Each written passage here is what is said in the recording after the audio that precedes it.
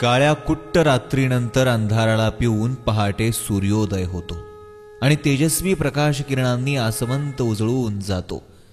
सगळीकडे उजेड उजेड आणि फक्त उजेड असतो. अंधाराला कुठेच जागा राहत नाही, कारण त्या अंधाराला प्राशूनच तेजस्वी असा सूर्य उगवलेला असतो. अंधाराला नष्ट करत प्रकाश देण्यासाठीच सूर्योदय होत असतो.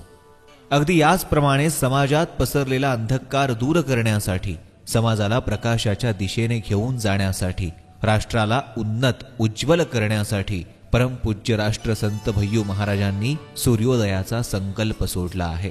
अध्यात्मातून सामाजिक परिवर्तन शक्य आहे. नवे नवे अध्यात्माचा मार्गच सामाजिक परिवर्तनाकडे जातो. म्हणूनच अध्यात्माच्या माध्यमातून समाजकार्य करता येऊ शकतं, याचा आदर्श परमपूज्य भय्यू महाराजांनी घालून दिला आहे. संतांनी अध्यात्माची सामाजिक कार्याशी सांगड घालत समाज प्रबोधनाचं कार्य करायचं असतं. खरं तर संत हे सतचे पूजक असतात आणि असतला ते आपल्यापासून नेहमी दूर ठेवतात, कारण सत्य म्हणजेच ईश्वर आहे. म्हणूनच सत्याची पूजा करत सत्यासाठी आपलं अवघं आयुष्य वाहून देणारेच संत असतात. आणि संपूर्ण राष्ट्राचा विचार ज्यांच्या डोळ्यासमोर असतो, राष्ट्र उन्नतीकरणाची हाक जे देतात, ते राष्ट्रसंत असतात. आपल्या कार्यातून आणि विचारातून राष्ट्र विकासासाठी आपण योगदान दिलं पाहिजे. आपण ज्या भूमीत जन्माला आलो त्या भूमीसाठी काहीतरी करणं हे आपलं कर्तव्य आहे. तेच आपल्या आयुष्याचं सर्वात मोठं ध्येय असलं पाहिजे. हा संदेश परमपूज्य भय्यू महाराजांनी आपल्या कार्यातून आणि विचारातून राष्ट्राला नेहमीच दिला. म्हणूनच की काय, तेरी माटी से जन्मा तुझमें ही समाऊंगा, जब जब जन्म लूंगा माँ तुझ पर वारा जाऊंगा, या भावपूर्ण ओळी आपल्या मायभूमीप्रती कृतज्ञता व्यक्त करताना ते सहज बोलून गेले.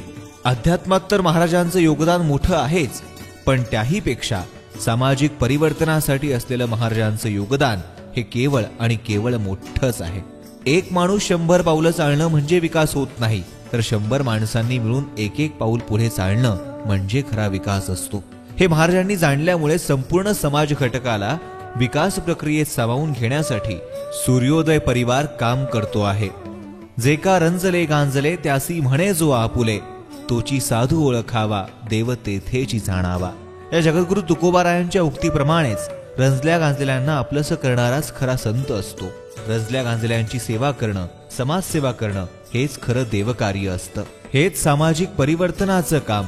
अनेकांच्या आयुष्यातला काळोख दूर करून त्यांना उजेड दाखवण्याचं काम सूर्योदय परिवार करतो आहे. राष्ट्रहितासाठी वंदे मातरम नॅशनल फाउंडेशन असेल किंवा जिजामाता पूजन अभियान मोठ्या उत्साहाने महाराजांच्या विचाराने राबवले जाते. राष्ट्राला सदैव पूजनीय भारत मातेचे मंदिर असेल किंवा कारगिल युद्धामध्ये देशासाठी लढता लढता शहीद झालेल्या जवानांचं कारगिल स्मारक असेल, यांना वंदन करणं हे राष्ट्रकार्य असल्याचा मौलिक विचार इथं ऐकायला मिळतो. आपलं शरीर आरोग्य चांगलं राहिलं तर आपलं जीवन सुंदर होतं. आरोग्य चांगलं नसेल तर आपल्या हातून कुठलंच कार्य घडू शकत नाही. त्यामुळे शरीर सुदृढ आणि आरोग्य संपन्न राहणं गरजेचं आहे. म्हणूनच देशभरात चिकित्सा शिबिरांचं, आरोग्य शिबिरांचं आयोजन महाराजांच्या प्रेरणेतून केलं जातं. मनोरुग्ण महिला, ज्यांना घरदारापासून मुकावं लागतं, अशा महिलांना स्नेह आधार योजनेद्वारे आधार दिला जातो. एड्सग्रस्त मुलांसाठी बालगृह असेल किंवा अंथरुणावर पडून असलेल्यांसाठी, दुर्धर आजाराने ग्रासलेल्यांसाठी सूर्योदय आधार योजना असेल, असं कार्य, अशा विविध योजना देशभरात ट्रस्टच्या वतीनं राबवल्या जातात. राष्ट्र विकासासाठी, सामाजिक परिवर्तनासाठी महाराजांचं कार्य मोठं आहे. नैराश्याने ग्रासलेल्यांना प्रकाश किरण दाखवण्याचं काम ही सूर्योदय चळवळ करते आहे. म्हणूनच या चळवळीत अनेक जण आनंदानं सहभागी होतात आणि महाराजांच्या या महान कार्यात आपापल्या परीनं खारीचा वाटा उचलतात.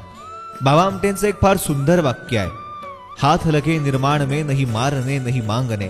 म्हणजेच हात हे उगारण्यासाठी नसून ते उभारण्यासाठी असतात. म्हणूनच आपल्या या हातून काहीतरी उभारण्यासाठी, सत्कार्यासाठी महाराजांचं देशभरात व्यापलेलं कार्य संभाजीनगरात राबवण्याचं, गरजूंपर्यंत पोहोचवण्याचं काम शिवसेना जिल्हा प्रमुख अंबादास दानवे आणि त्यांचे सहकारी करतायत. यात प्रेरणा आहे ती सूर्योदय चळवळीची, भय्यू महाराजांच्या विचारांची. खरं तर सूर्योदय चळवळीचं हे कार्य फार मोठं आहे. ते संभाजीनगरात पोहोचलं पाहिजे. भय्यू महाराजांचा राष्ट्रहिताचा विचार, अध्यात्मातून सामाजिक परिवर्तनाचा विचार इथल्या मातीत रुजला पाहिजे. अध्यात्म हा चर्चेचा विषय नसून ती आत्मसात करण्याची व अनुभवण्याची प्रक्रिया आहे. हे समाजापर्यंत पोहोचलं पाहिजे, हेच उद्दिष्ट समोर ठेवून सूर्योदय परिवाराचं हे कार्य भय्यू महाराजांच्या प्रेरणेनं मोठ्या उत्साहानं आणि आनंदानं पदाधिकारी करतायत. परिस्थिती अभावी शिकण्याची इच्छा असून सुद्धा अनेकांना शिक्षणापासून वंचित राहावं लागतं. शिक्षण घेता येत नाही. अशा गरजू विद्यार्थ्यांना, आत्महत्या केलेल्या शेतकऱ्यांच्या, कैद्यांच्या मुलांना, वीटभट्टी कामगारांच्या मुलांना, अनाथ विद्यार्थ्यांना वह्या वाटप, शिष्यवृत्तीचं वाटप केलं जातं. कचरा वेचक मुलांसाठी चलती शाळा सुरू केली गेली. या मुलांच्या लेखणीतून उमटणारी अक्षरं उद्याच्या भारताचं भविष्य आहे, ते उज्ज्वलच असायला हवं, हा भय्यू महाराजांचा विचार आहे. यासोबतच संभाजीनगरात 5वी ते 12वीच्या 25,000 विद्यार्थ्यांची सामान्य ज्ञान परीक्षा घेण्यात आली. अनेक विद्यार्थ्यांना शिष्यवृत्तीचं वाटप करण्यात आलं. आणि सर्वात महत्त्वाचं म्हणजे देशाचा सर्वात मोठा ग्रंथ संविधान आहे. हा भय्यू महाराजांचा विचार आहे. संविधानानुसारच आपला देश चालतो, त्यामुळे संविधानाबद्दल जागृती झाली पाहिजे. म्हणून संविधान जागृती अभियान देशभरात राबवलं जातं. तसंच ते संभाजीनगरातही राबवलं गेलं आणि 25,000च्या वर जणांनी यात सहभाग नोंदवून विक्रम प्रस्थापित केला. युवक ही आपल्या देशाची सर्वात मोठी संपत्ती आहे.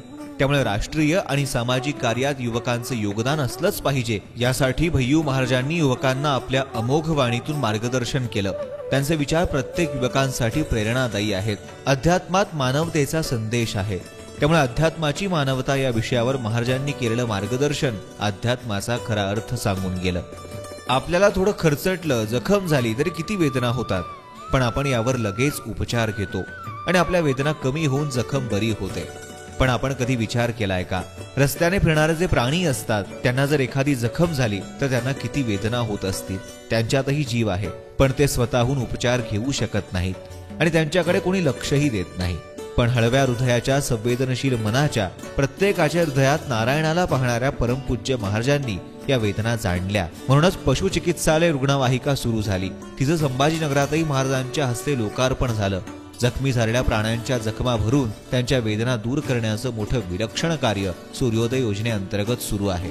असाच एक हृदयाला चटका लावणारा प्रसंग म्हणजे बेवारसपणे मृत अवस्थेत सापडलेली 3 दिवसांची चिमुकली. तिला बघता क्षणी डोळ्यातून अश्रू धावावेत असा तो प्रसंग होता. कोण जाणे कोणास ठाऊक तिला असं सोडून गेलं असावं. त्या 3 दिवसांच्या चिमुकलीवर सूर्योदय परिवाराच्या वतीनं संभाजीनगरात अंत्यसंस्कार करण्यात आले. तो मोठा हळवा प्रसंग होता.